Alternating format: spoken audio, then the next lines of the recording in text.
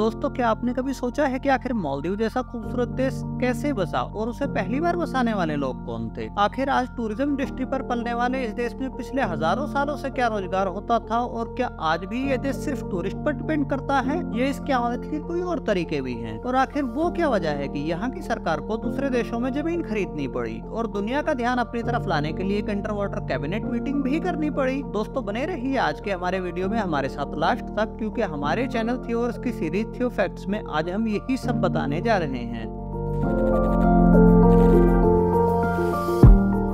दोस्तों, मालदीव अरब सागर के साउथ में इक्वेटर पर हिंद महासागरीय इंडियन ओशन में लोकेटेड एक आर्किपेलागो नेशन है। आपको बता दें कि कई सारे द्वीप या आइलैंड के ग्रुप को आर्किपेलागो कहा जाता है। ये जगह लाखों करोड़ों साल पहले समंदर का हिस्सा थी। फिर यहाँ समंदर की तली से ज्वालामुखी या वल्केनो फूटने शुरू हुए, जिससे निकलने वाले मलबे, गैस, लावा और मिनरल्स ने यहाँ का पानी थोड़ा गर्म और आरामदेह बना दिया, जिससे यहाँ कोरल नाम का एक जीव रहने लगा, जिसने अपनी कॉलोनी इस एरिया में फैलानी शुरू कर दी, जिसे कोरल रीफ कहा जाता है। अब गर्म पानी छुपने के लिए जगह और मरे हुए कोरल से बनी खाद ने यहाँ मछली और पौधों के लिए परफेक्ट मौसम तैयार कर दिया। ये पौधे और मछलियां भी धीरे धीरे मरकर वोल्केनो के मलबे, लावा के साथ नीचे बैठने लगे और समंदर का ये हिस्सा इस तरह धीरे धीरे ऊपर आने लगा, जिससे ये आइलैंड बने और ठीक इसी तरह दुनिया के बाकी कोरल आइलैंड भी बनते हैं।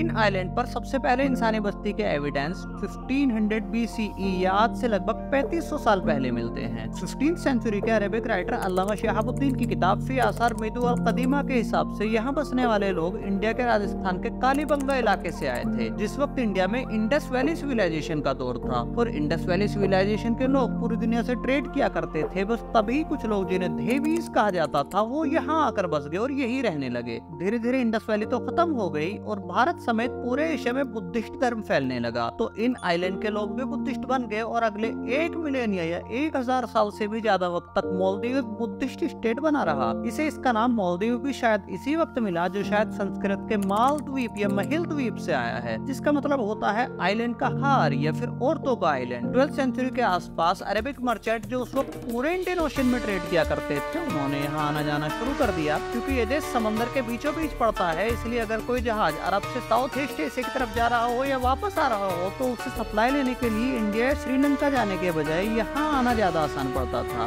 और अब इस देश की एक और चीज इन जहाजियों के बीच में मशहूर होने लगी थी। दोस्तों, ये था एक तरह का सी शेल, जिसे कोरी शेल कहा जाता था और उस वक्त ये शेल इंटरनेशनल ट्रेड में करेंसी या रुपए के तौर पर इस्तेमाल किया जाता था। अब क्योंकि मालदीव में ये शेल भर भर के मिलते थे, तो अरब मर्चेंट का इंटरेस्ट इस देश में और बढ़ता चला गया और साथ ही यहाँ की नारियल से बनी हुई रस्सी भी पूरे अरब और साउथ ईस्ट एशिया में एक्सपोर्ट होती थी। अब यहाँ अरबी जहाजों के साथ साथ इस्लाम भी आने लगा और अगली 1 सदी में यहाँ की अक्सर आबादी सुन्नी मुस्लिम बन गई और अब ये देश एक मुस्लिम सल्तनत बन गया, जब तक कि यहाँ 1588 में पोर्टुगीज नहीं आए। आपको बता दें कि वास्को डी गामा के बाद पुर्तगाल ने गोवा को अपनी कॉलोनी बना लिया था और उनके जहाज Africa cap of good hope से होते हुए इंडिया तक आते थे और मालदीव इनके रास्ते में पड़ता था, जिससे सप्लाई के लिए मालदीव में रुकना उनके लिए अफ्रीका से सप्लाई लेने से ज्यादा आसान काम था। लेकिन फिर पोर्टुगीज क्रिश्चियन लोग मालदीव को क्रिश्चियन स्टेट बनाने की कोशिश करने लगे, जिससे यहाँ बगावत हो गई और सुल्तान गाजी मोहम्मद बोदू की कमांड वाली फौज ने पोर्टुगीज को मार भगाया और वो कभी मालदीव वापस नहीं आए। इसके बाद यहाँ डच भी आए और आखिरकार यहाँ इंग्लिश मर्चेंट यानी अंग्रेज आना शुरू हो गए। अंग्रेज थोड़े चालाक थे, इसलिए उन्होंने खुद को यहाँ के लोकल मैटर से दूर रखते हुए 1887 में सुल्तान मोहम्मद मोइनुद्दीन सेकंड से एक एग्रीमेंट किया और मालदीव को अपना एक प्रोटेक्टरेट बना लिया, जिसका मतलब ये था कि अंग्रेज इस देश में कोई दखल नहीं देंगे, लेकिन उनके डिफेंस से लेकर सारे बाहरी मामले अब ब्रिटिशर्स ही देखेंगे। धीरे धीरे अंग्रेज इस देश के अंदरूनी मामलों में भी दखल देने लगे और 20वीं सदी तक सुल्तान का काम महज नाम का रह गया था। तो साथ ही उसे हर साल अंग्रेजों को एक मोटी रकम भी टैक्स के रूप में चुकानी पड़ती थी। 1965 में मालदीव ने अंग्रेजों से आजादी हासिल की और ये देश एक बार फिर से मुस्लिम सल्तनत बन गया और मोहम्मद फरीद दीदी नए सुल्तान बने। 1978 में एक रिवोल्ट के बाद मालदीव का सल्तनत स्टेटस खत्म कर दिया गया और यहाँ डेमोक्रेटिक गवर्नमेंट बनी और मोमोन अब्दुल कयूम यहाँ के प्रेसिडेंट बने। लेकिन पावर में आते ही उन्होंने भी इलेक्शन कैंसिल कर दिए और वो अगले 30 सालों तक पावर में बने रहे। उनकी सरकार को 1980, 1983 और 1988 में बगावत मिलिट्री coup का सामना करना पड़ा, जिनमें से 1988 1998 का coup सबसे बड़ा था, जिसके जवाब में भारत सरकार ने भी मालदीव की मदद के लिए आगरा एयरफोर्स स्टेशन से अपने ट्रूप्स मालदीव भेजे थे। 26 दिसंबर 2004 की इंडियन ओशन के सुनामी में मालदीव को बहुत भारी नुकसान उठाना पड़ा और इस छोटे से देश में सुनामी ने कुल जीडीपी के लगभग 64% के बराबर इंफ्रास्ट्रक्चर बर्बाद कर दिया। 2000 के बाद यहाँ एक बार फिर राजनीतिक सरगर्मियां बढ़ गयी और आखिरकार 2008 में यहाँ पहली बार डेमोक्रेटिक इलेक्शन हुए, जिसके बाद गयूम को पावर छोड़नी पड़ी और मोहम्मद नशीद मालदीव के प्रेसिडेंट बने। सत्ता संभालते ही नशीद ने देश के टूरिज्म सेक्टर और बढ़ते हुए सी लेवल के खतरे की तरफ ध्यान देना शुरू कर दिया। आपको बता दें कि मालदीव का समुद्र से एवरेज एलिवेशन महज 1.5 से 2.5 मीटर है और इस पूरे देश की सबसे ऊंची जगह सी लेवल से महज 5 मीटर से कुछ ज्यादा ऊंची है। इसीलिए बढ़ता हुआ सी लेवल इसके लिए एक बहुत बड़ा खतरा है और एक्सपर्ट ये मानते हैं कि ये देश 2100 तक पूरी तरह से समंदर के नीचे चला जाएगा और इंसानों के रहने के लायक नहीं बचेगा। बस इसी प्रॉब्लम के हल के लिए नशीद ने ऑस्ट्रेलिया, इंडिया और श्रीलंका में जमीनें खरीदनी शुरू की और साथ ही दुनिया का ध्यान इस तरफ खींचने के लिए दुनिया में पहली बार एक अंडर वाटर कैबिनेट मीटिंग भी होस्ट की, जिसमें क्लाइमेट चेंज को लेकर कई बड़े कदम लिए गए।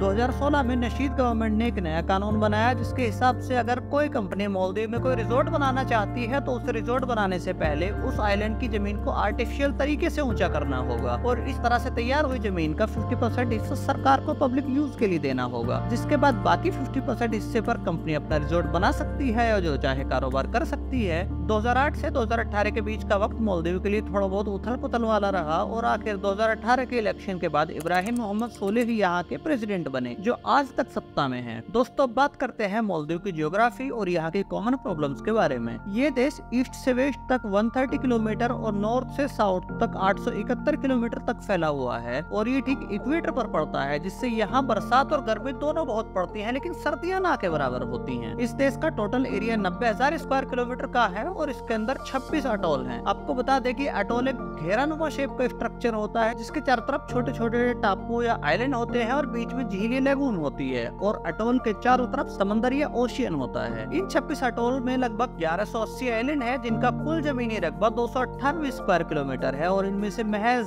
187 पर ही लोग रहते हैं और बाकी सभी आइलैंड बिल्कुल खाली या सुनसान पड़े हैं। यहाँ के समंदर और लगून्स में मछलियों की 1100 से ज्यादा स्पीसीज, जबकि कोरल जिनसे आइलैंड बने हैं उनकी 187 स्पीसीज, समुद्री कछुओं की 5 स्पीसीज, व्हेल और डॉल्फिन्स की 21 स्पीसीज, घोंगे सीशेल्स की 400 स्पीसीज और सैकड़ों किस्म की समुद्री कीड़ों की स्पीसीज भी पाई जाती हैं। टूरिज्म इस देश की इकोनॉमी का एक अहम हिस्सा है, लेकिन इससे यहाँ कई बड़ी बड़ी प्रॉब्लम्स खड़ी हो गई हैं। जैसे यहाँ का लोकल कारोबार जो नारियल की रस्सियों का एक्सपोर्ट होता है वो खतरे में पड़ गया है और साथ ही अंधाधुंध रिजोर्ट बनने की वजह से यहाँ रेत की चोरी एक बहुत आम बात है, जिससे खूबसूरत रिजोर्ट तो बन जाते हैं लेकिन लोकल आइलैंड पर किनारे की कटाव की समस्या बढ़ जाती है और साथ ही नए नारियल उगाने की जगह भी कम हो जाती है। और यही नहीं बल्कि जिन एरिया में रिजोर्ट बन जाते हैं वहाँ सरकार और रिजोर्ट ओनर कंपनी मछुआरों की नाव को नहीं जाने देती, जिससे उनका रोजगार भी खतरे में आ जाता है, जिससे फिशिंग एक्सपोर्ट पर भी फर्क पड़ता है। एक और दिक्कत यहाँ ये है कि यहाँ के रहने वाले लोग वक्त के साथ कम पानी इस्तेमाल करना सीख चुके हैं, लेकिन यहाँ आने वाले टूरिस्ट तो खूब पानी यूज करते हैं, जिससे गंदा पानी निकलता है। अब वैसे तो मालदीव में इस वेस्ट वाटर मैनेजमेंट के लिए कानून है, लेकिन अक्सर होटल और रिजोर्ट इस गंदे पानी को एक लंबा पाइप लेकर किनारे से कुछ 100 मीटर दूर समंदर में छोड़ देते हैं, जिससे यहाँ की कोरल रीफ और मछलियाँ धीरे धीरे मर रही हैं और साथ ही किनारे का पानी मैला होता जा रहा है वो अलग। इसके साथ ही ग्लोबल वार्मिंग की वजह से गर्म होता समंदर भी यहाँ के कोरल रीफ के लिए एक बड़ी समस्या है। मालदीव की इनकम 20वीं सदी तक जहाँ नारियल की रस्सियों, फिशिंग और सी शेल से आती थी, वहीं अब इसकी कुल जीडीपी का 28% हिस्सा टूरिज्म से आता है और यहाँ के टोटल टैक्स कनेक्शन का 90% हिस्सा महज टूरिस्ट एक्टिविटी और इम्पोर्ट ड्यूटी से आता है। शायद यही वजह है कि यहाँ देश के पब्लिक प्लेस में तो इस्लामिक कानून बहुत सख्त है, लेकिन टूरिस्ट रिजोर्ट के अंदर शराब और पोर्क से लेकर बिकनी तक सब अलाउड होता है। लेकिन अगर कोई टूरिस्ट यहाँ बाजार या शहर घूमना चाहता है तो फिर उसे देश के कानून के हिसाब से ही चलना पड़ता है। दोस्तों, इन सब दिक्कतों के बाद भी मालदीव की पर कैपिटा जीडीपी यानी